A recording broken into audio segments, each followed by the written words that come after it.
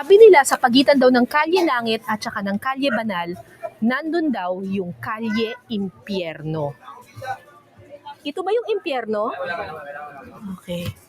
So ito daw yung Kalye Impyerno. Dati, meron pa daw nakasulat dito na parang welcome to Kalye Impyerno, parang may pintura dito. Pero binura na nila at pininturahan na nila kasi ang sabi ng mga tao dito, gusto na raw nilang makalimutan yung nakaraan at gusto na nilang baguhin yung imahen ng Kalye Impyerno.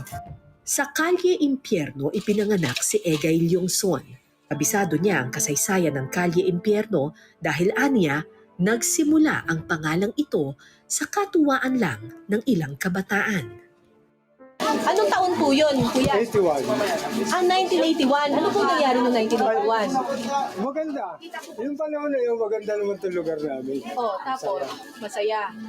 Katuwa lang kasi kada piyesta rito, yung mga iskinita may mga arko. Bakit niyo po binansagan na Kalye Impyerno? Eh kasi dito, Oh, ito Kali Banal, Bituka Street, Kali Langit.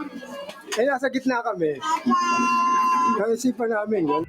Ang hindi nila alam, ang pangalan na nagsimula sa simpleng katuwaan, magdudulot ng takot, kalaunan. kung bata po kayo, natatandaan niyo po yung itsura nitong tinatawag na Kalye Impyerno. Opo,